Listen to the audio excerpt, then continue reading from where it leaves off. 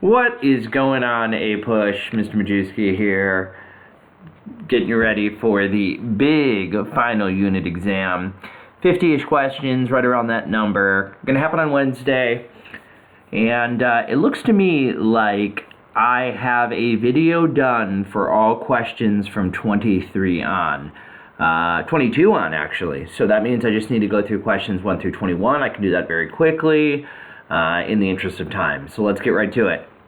Number one, the United States experienced two different kinds of booms in the post-war years. Explain both. Okay, so the first boom is an economic boom. It takes place during World War II and then continues onward afterwards. The U.S. switches to a post-war consumer economy and massively produces goods using mass production, able to therefore reduce prices significantly, make things more affordable.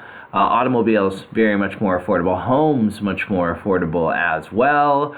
Those contributed to massive booms, not only in those industries, but all the ones that support it, like glass, right, like lumber, and others. The other major boom was the baby boom. That happens after World War II as well. It's a massive increase in the number of children born. Again, this has to do with the prosperity that's happening, so people have more children, especially servicemen coming home, settling down with families, having more children. This leads to, one, a new industry, right, that caters more towards moms and also towards children for the first time. And of course, it's going to lead to more of a focus on education and the baby boomer generation, which is going to play a really important one in the 60s and 70s and 80s. Okay, so baby boom and economic boom. Number two, what did the Servicemen's Readjustment Act, or GI Bill, do? It paid for service members coming home, veterans, for their education, job training, homes, farms if they wanted it. They want to open small businesses, they can. What was the VA? It was the organization in the government that was responsible for overseeing it. And so this is just another reason why we have this incredible boom. This bill allows for a more educated, more employed, right, better employed American workforce than ever before. It was costly, but obviously the growth, the prosperity pays for this program in the long run. Number three, explain what suburbanization was and how it developed in the U.S. Okay, that is the development of suburbs, which are residential communities, newer ones, usually on the outer edges of cities. It happened because of the growth of the automobile, the development of highway systems, like the interstate highway system, and Americans' wealth and desire to own their own homes. Oftentimes, this meant moving out of the city to where new homes were built on more land, more space, to achieve that quote-unquote American dream. The first suburb was built in New York, right? It was called Leviton, and it became a model where cookie-cutter homes were mass-produced very quickly and very cheaply, and suddenly affordable to the American public, to the American middle class. Number four, what areas of the country expanded and decreased population-wise? Okay, well, the areas that expanded are called the Sun Belt. That's the southern part of the United States. Think of a line or almost like a smiley face all the way from California down across through Texas over to Florida on the East Coast. That gains people, a lot of people, and that started in the 50s and it's continued today. And then what's lost people is the Rust Belt. That's the area around the Great Lakes and New England. And people have gradually shifted to the Sun Belt from the Rust Belt following jobs that have moved there as well. Number five, what consumer goods of the 40s and 50s reflected that transition to a peacetime economy? Okay, so obviously the automobile, right, becomes the number one example. In addition to that, you have a lot of household appliances, right, washers and dryers and dishwashers that are suddenly available. In addition to that, there are children and teenager products for the first time, right? So toys like dolls become mainstream, Barbie, right? So you have those consumer goods most definitely. A lot more advertising, right? A lot of women's advertising catered towards women as well. Those really come to kind of typify the era. What was the Interstate Highway Act and which president passed it? It was a nationwide highway system passed by President Eisenhower, and it was for the movement of military forces, but also the movement of goods and people. Massive expense, way more costly than the New Deal, and interestingly enough, done by a conservative Republican president. Number 7, what were some examples of nonconformist behavior in the 50s? Rock and roll was one that was really, really kind of famous as an example of nonconformity. There was also a group known as the Beatniks, right? They were kind of poets and kind of counterculturist kind of guys who traveled around and did not really take on mainstream, regular, traditional jobs. And they experimented with alcohol and drugs. That was probably your most famous examples. Which Republican won the presidency in 1952? That was Eisenhower, already mentioned, the guy that passed the Interstate Highway Act. 9, what were the National Defense Education Act? Why did it come about? It was a policy that improved our math and science programs and created NASA. It was designed for us to catch up in math and science to the Soviets, who had seemed like had just passed us by. Because, why did it come about? The Soviets had just launched Sputnik into the atmosphere. They were the first to reach space. They were the first eventually to fly a man in space. Until we realized we were way behind, and it was an effort by us to try to catch up. What did the Loyalty Review Board and the Smith Act target? They targeted communists, right? The Loyalty Review Board was a presidential group that established by Truman. The Smith Act was passed by Congress, again, in order to root out communists. Number 11, what was WHAC and why was it formed? It was a House committee to investigate allegations of communism in the government and in American society.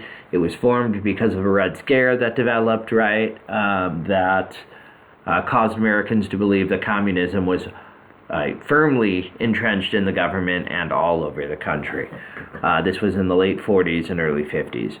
Number 12, what were the two most important espionage trials? The Alger-Hiss trial, which established that there was communist or socialist in the government, which led to the Red Scare happening, and then of course the Rosenberg trial, right, where Ethel and Julius were convicted and executed for providing secrets to the Soviets, under, at least with Ethel, some pretty questionable evidence. Caught up in that Red Scare, and they paid the ultimate price. Number 13, what was McCarthyism, and how was it different than anti-communist movements before it? McCarthyism, named for Joe McCarthy, the senator, right? He ran a series of investigations as well in the Senate. Remember, he had the sweeping allegations of all these communists in the government that he knew. He had lists. Remember, he was caught lying. He was caught making up evidence. He was caught forging evidence, right? He would try to bully people and get them to, be guilt by association. He would kind of, try to, he would expose their scandals, even if it had nothing to do with communism, like cheating and things like that. It came to be a whole more extreme version of anti-communism. And it swept the nation into a frenzy because a lot of folks believed him until he was discredited and proven not to be accurate, that he was making a lot of it up. Number 14, the major social domestic issue during Eisenhower and Kennedy's presidency was civil rights, right, and the development of African American civil rights in this country in an effort to try to end segregation. 15, what did the Brown versus Board of Education decision do? It desegregated schools in the South. So no longer would African Americans have to go to segregated all-black schools. Now, separate but equal was eliminated, and Plessy versus Ferguson was overturned, and now schools were to be integrated. Of course, southern states still defied it and dragged their feet and tried to slow it down. So it's a long way away till it actually happens, but this was the decision that established an end to segregated schools. Number 16, what did Eisenhower do at Central High in Little Rock, Arkansas, following the Brown decision? He sent troops in, National Guard troops, to escort African American students to integrate the school when whites tried to scare those African Americans into not going. Number 17, who were Martin Luther King and Rosa Parks? How did they make a name for themselves? In 55, Martin Luther King was a Protestant minister, right, and a budding civil rights leader. Rosa Parks was an African-American woman who refused to give up her seat in a bus when a white person demanded it, which was custom in the South. They led a bus boycott after she was arrested in Birmingham, Alabama, Montgomery, Alabama, I should say.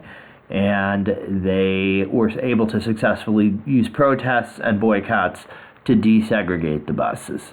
It's an early example of a civil rights victory for the movement.